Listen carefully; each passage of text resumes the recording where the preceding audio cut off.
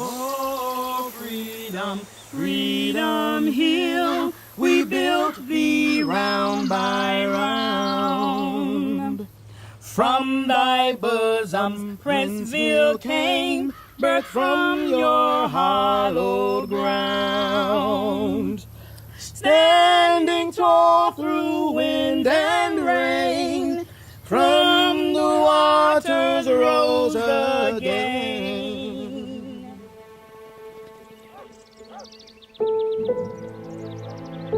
The river has been flooding Princeville since the 1700s, and it was given to the freed slaves after Lincoln signed the Emancipation Proclamation, and nobody took the interest of what do we need to do to make it livable.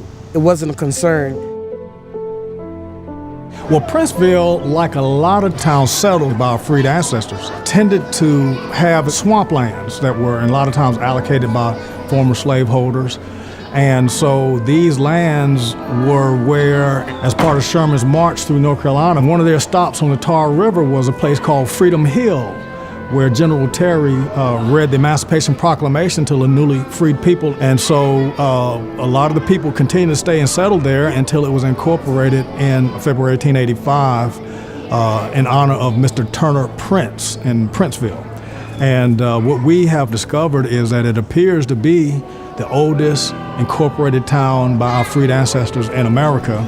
And these people were wanting to claim the American dream, acquire land, build their own home, chart their own destiny, and have their own families, and really fold into part of what President Lincoln called the last great hope on earth, the United States of America.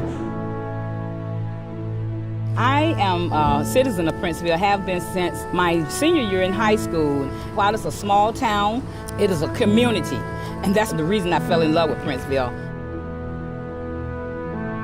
Born here 77 years ago, right across the street.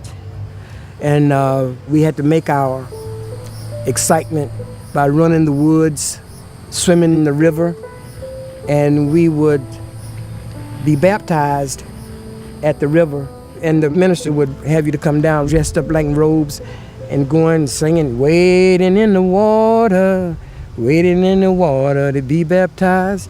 And people would be standing on top of the bridge looking down at that old baptism site.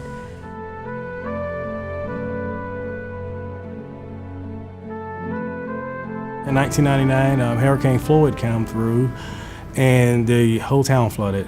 And I was about 16 years old at the time. We had, I guess, about 10 days of water before it started to recede. And my family home was displaced. Actually, we had about 7 people living in a travel trailer for about 7 months. Floyd was about 46 feet. It breached the dike, and the total town was underwater. Every single building, every single residence was destroyed. Not just Princeville, but a lot of surrounding areas were flooded as well. Last fall, I was starting my junior year. I had just found out that I would be the captain of my high school's cheer squad, and my GPA was increasing. I just felt like everything, was perfect, going well. And then we started getting a little rain, and one day they said that we had a flash flood warning. On October 8th, 2016, my son was getting married on that day. And we had been planning for his wedding all year and expecting a beautiful day and beautiful wedding, and it rained and rained and rained. We got information about a hurricane coming to the East Coast. So we set up an emergency operations center, and we saw that the conditions started to deteriorate. And so we actually started getting a lot of calls, trees down over the roadway, and we started getting a lot of water rescue calls. Well, actually, on the day that the flood came, like that night that it happened, I was here. I was just here having a good time, and to know that this was like going to be my last day here for a couple of months was very overwhelming. And I remember that night, a lot of calls coming in. We did over 40 water rescues that we can count. And so I remember watching the sun go down that day. And I remember watching the sun come up, and like we're still working, like, wow. Well, the next day, the commissioners met and we talked about what we needed to do. So we made the decision to go ahead and evacuate the town completely. And that's when they came by and was like, okay, we need immediate evacuation, like everybody has to go. And after that, I never returned home.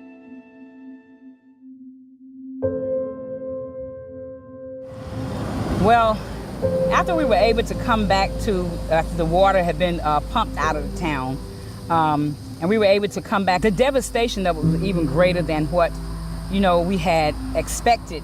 Looking at the power of that water has a lot of strength. There were some houses that the water had actually busted all the windows out. Our fire station was totally just burst in like someone just kicked the doors in.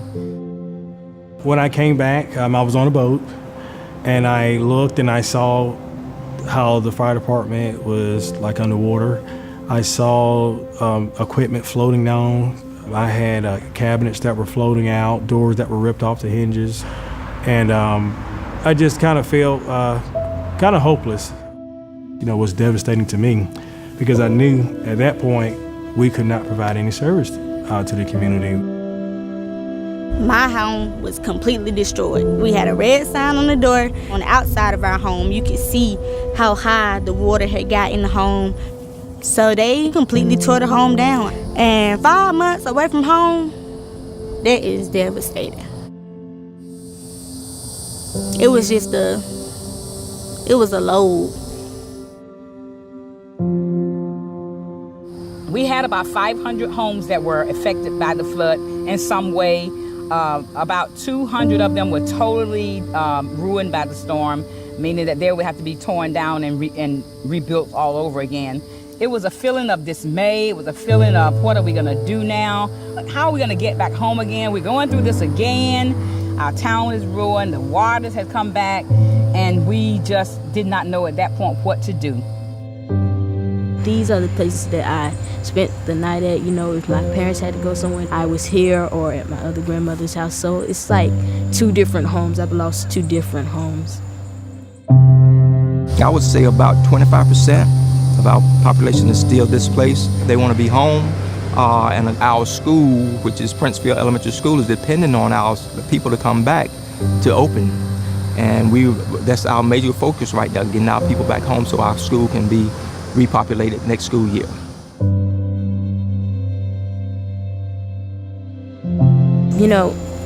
Seeing my 2 cousins not have a place to really stay and to feel warm, that really hurt my heart. And then one of my best friends lost his house too, and just to see them was very heartbreaking. So the advice I would give is to just keep fighting. You will get through anything like this. My grandfather was persistent. He was like, I ain't moving nowhere. I'm going back to 309 where I came from. No matter how many times we sat in there at night and talked about it, he was like, I'm going back. I'm not moving. My hopes for Princeville is, of course, that it be better than it was before the flood. My hopes for Princeville is that our school will come back and house our future, so that one day they will be standing right here, not with a story about a flood, but about a story of the rebirth of Princeville and the greatness of it. Once we take care of the culprit, which is the river, then this would be an ideal place. I think it would draw people just to be a part of history. They'll be inquisitive about what role did it play. And you want to have these historical points of interest here where people could come and get not only an African-American perspective, but an American perspective. We are a resilient people. We love who we are. We are determined to get what we need. Because when you think about what our ancestors went through in 1865 and in 1885, there were 35 black-owned businesses in the town of Princeville. That was when we depended on one another, we loved one another, and we were successful because of that. And that's what we're trying to get back to. The resilience of our people is what's going to be the strength of Princeville.